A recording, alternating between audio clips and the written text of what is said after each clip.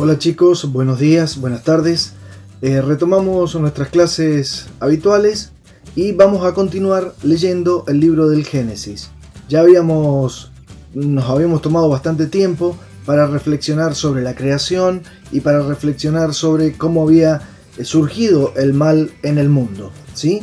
Ahora bien, si al Génesis yo lo tomo como capitulitos separados, como si fueran una especie de cuentitos, no comprendo el todo que significa el mensaje del libro del Génesis, que claramente se divide en dos partes, del capítulo 1 al 11 y del capítulo 12 en adelante hasta el número 50. ¿Sí? En esas dos partes podemos encontrar el mensaje central de este libro, que evidentemente tiene toda una intencionalidad de Dios. Habíamos empezado viendo en los primeros capítulos cómo el Señor crea todo lo que existe. Los primeros mensajes que nos da este libro es que Dios es el creador, es el único Dios y es el creador de todo lo que existe. Y todo eso que ha hecho Dios, lo ha hecho bueno, ¿sí? La tierra, las plantas, los animales. Y cuando ha creado a la pareja humana, la ha visto como muy buena, y a esta pareja humana, a Adán y a Eva, le ha dado el Señor su imagen y semejanza. El creador de la humanidad, Dios, ha puesto en él su marca, que es su imagen y semejanza. Esta imagen y semejanza nos viene dado por distintas capacidades que tiene el hombre y que no tienen el resto de las criaturas, ¿sí? ¿Para qué? Para que las personas se multipliquen, cubran la tierra, creen cultura, creen ciudades, estudien, crezcan, se hagan cada vez más perfectos y demás. Pero también el Señor había puesto aquel famoso árbol del conocimiento, donde Dios le advierte que el que sabe qué está bien y qué está mal es Él. Ahora bien, cuando el hombre empieza a dudar de Dios y de su definición de la bondad y de la maldad, entonces él mismo quiere tomar por sí mismo esta decisión de decir qué está bien y qué está mal.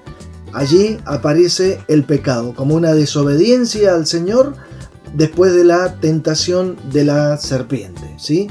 Dios evidentemente les había avisado que había un castigo por esta desobediencia, un castigo que son las consecuencias, y esas consecuencias del pecado se van a ir transmitiendo y lo vamos viendo cotidianamente a toda la humanidad.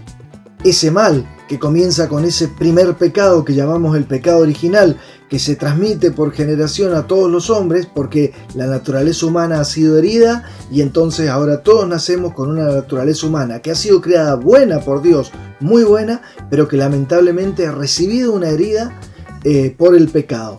Ese pecado, esa herida, se va a ir pasando de generación en generación y ya vemos inmediatamente después del relato de Adán y Eva cómo en sus hijos aparece este pecado. Caín mata a su hermano Abel. Luego aparecerán una serie de otros personajes, descendientes de Adán y descendientes de los hijos de Adán, que también ven en sí mismos cómo el pecado los va haciendo soberbios, los va haciendo creerse que pueden ser ellos mismos dioses. Hasta tal punto que Dios se entristece y se arrepiente por esta maldad que sus propios hijos, los hombres, habían desplegado por el mundo.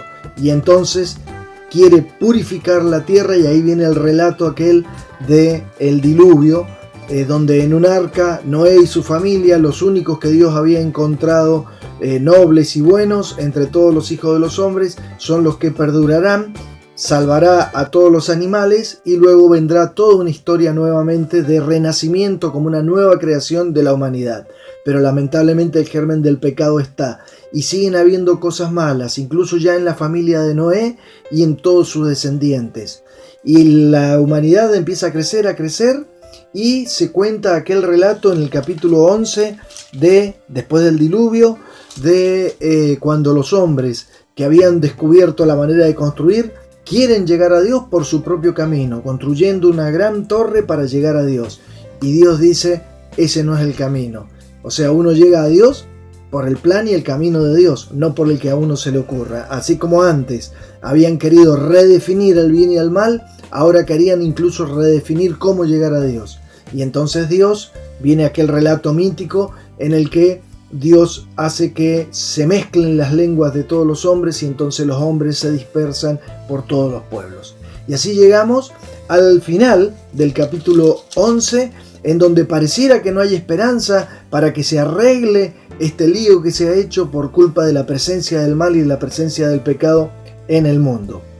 Pero allí intervendrá Dios más adelante en la historia, llamando a un hombre a partir del cual empezará a formarse Dios un pueblo al cual se le irá revelando y le irá revelando a ese pueblo cuál va a ser ese camino de salvación que había prometido, como vimos en el protoevangelio, aquel versículo 15 del capítulo 3 del Génesis, en donde Dios le decía que el hijo de una mujer iba a pisar la cabeza de la serpiente. Ese hijo va a ser Jesús, pero para llegar a Jesús hay un largo recorrido en el cual Dios va llamando hombres y va hablándole a hombres y formándose un pueblo en el cual va a nacer Jesús.